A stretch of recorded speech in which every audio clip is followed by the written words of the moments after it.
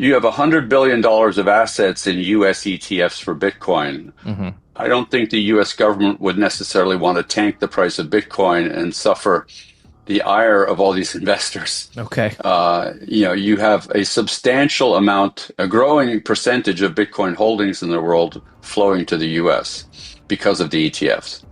Um, and I think that over time, it's going to be of strategic importance for the federal government to defend that in the same way that they defend the dollar and try and control oil prices. But it's interesting. You see, the dollar is on moving up, which typically would be a bad thing for Bitcoin. And we're not going to see interest rates drop dramatically any further. We're just going to have to live with interest rates, real rates, somewhere in the 3 to 4% range, most probably, which means that people need to find assets that are going to drive returns that are above the risk-free rate of return. And there are not a lot of assets that do that effectively today outside of really equities and Bitcoin. And Bitcoin has been the best performing asset over the last 13, 14 years. So I think that you'll see more and more institutional investors own Bitcoin. You'll see companies start to own a little bit of Bitcoin. Hmm. And over time, this number will grow. And the best thing that could happen is that it doesn't happen all at once. It happens slowly. It builds slowly. Because if it happens all at once, you get risk for high volatility. If it builds slowly, the system starts just adapting over time. The risk you have, though, is that the whales become the ETFs. The government, sure, could be a whale, but the government never acts very quickly about anything. It's the ETFs are very driven by the underlying shareholders, right? Who are the individuals who are buying shares in the ETFs, and so. Public sentiment and emotional sentiment for Bitcoin will be just as important as public sentiment is for equities today.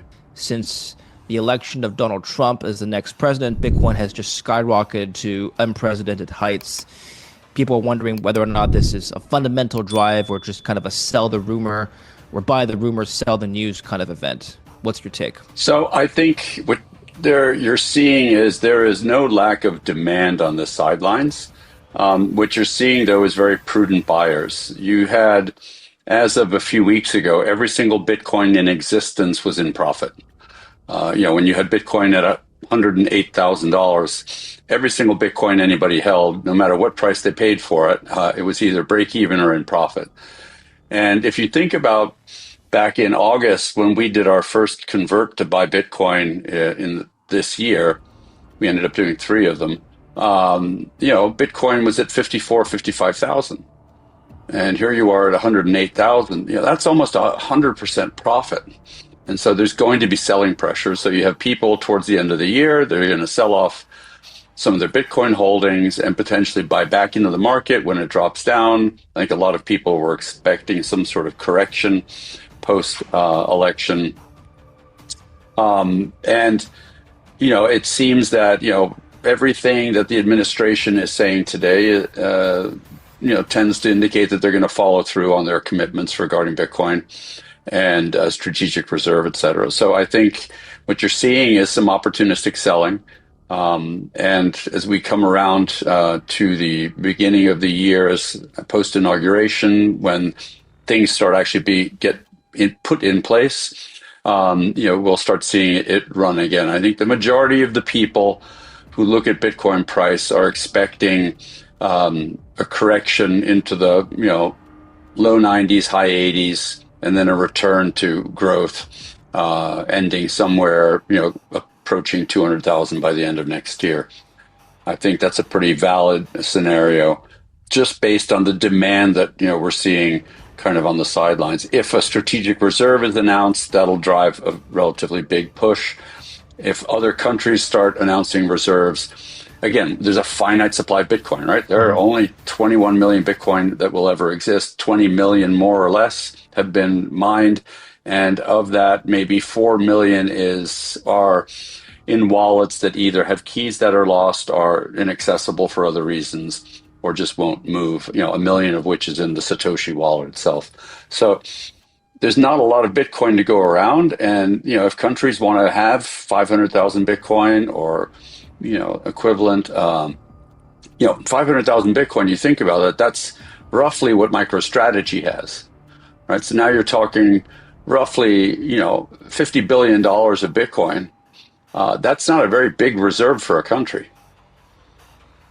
And so you Yeah. start adding up those demands on supply, and it's a big number. And then you look at pension funds that want to put 1% or 2% into Bitcoin, and you see the growth of the ETFs. The Bitcoin ETFs in 12 months have grown to have more assets under management than gold ETFs took 20 years to accumulate. But on the Bitcoin strategic reserve, first of all, there's now talk of Russia launching their own Bitcoin strategic reserve. Take a look at this particular article here from Forbes. A lot of articles covering this story, but this one's from Forbes. Leak reveals Russia's bid for Bitcoin strategic reserve amid 2025. Huge 2025 price predictions. After the U.S. Treasury named Bitcoin digital gold. Well, a leak has revealed Russian lawmakers are pushing for the country to create their own Bitcoin strategic reserve. This came from Russian state news a week and a half ago. Now, I wonder what their incentive is. We know that Russia wants to de-dollarize. Perhaps they have a different agenda than the U.S. Can you comment on this? Putin said at the recent BRICS meeting that he wanted the BRICS countries to be able to trade outside of the dollar system. And he mentioned Bitcoin was a good alternative, which is why you start seeing now those countries looking at Bitcoin as a strategic reserve.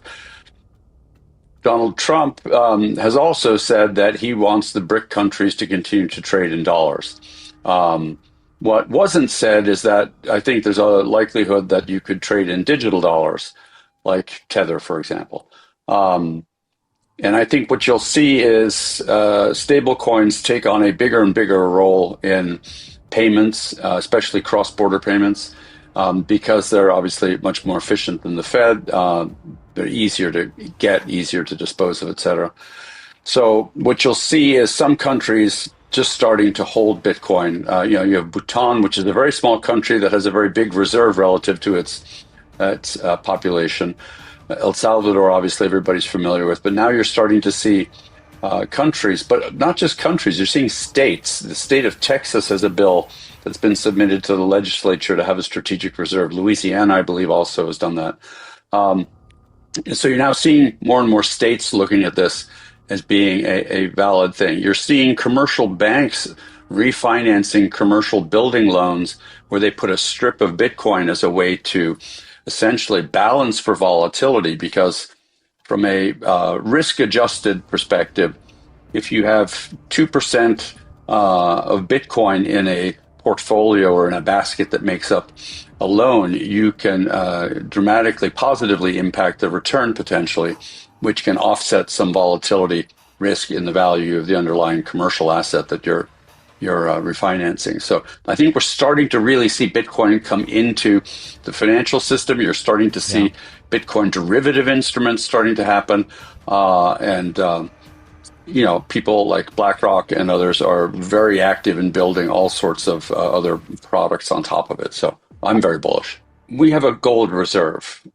Why do we have a gold reserve? It's certainly not to back the US dollar, because the US dollar is not backed by gold. So we have a gold reserve as a way that we have the ability to pay for things in the event the dollar would be somehow locked out of a market or fully debased. And so why would you have a Bitcoin reserve? Well, if countries start trading using Bitcoin for international settlement, or they use it as a reserve asset, the US needs to have an ability to affect those markets.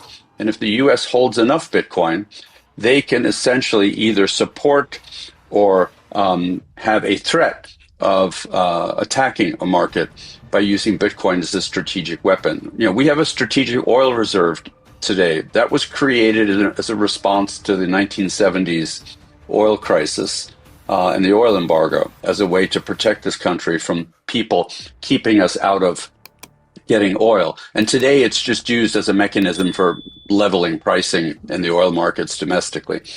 But internationally, if we have a Bitcoin strategic reserve, we can impact Bitcoin price. We can impact people's ability to use Bitcoin. This is also why Bitcoin mining is so important.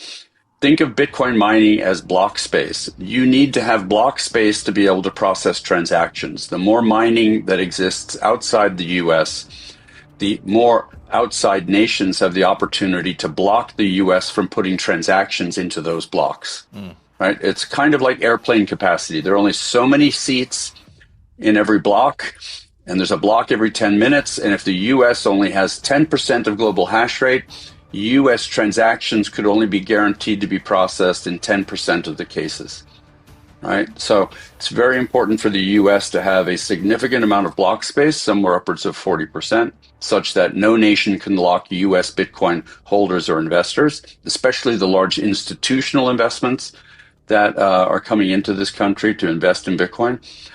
So they can't be locked out of the market. So you have to have both the strategic reserve and a large amount of mining in the country to make sure that you can back that. How do you see the miners positioned in this Bitcoin strategic reserve transition or implementation? Could you see a scenario in which the government could perhaps invest directly in Mara, or perhaps have a partnership with some miners like yourself and buy directly from you? So the only reason for the government to try and buy Bitcoin from a miner is because they would want to buy Bitcoin that hadn't been in a wallet that may have been tainted at some point.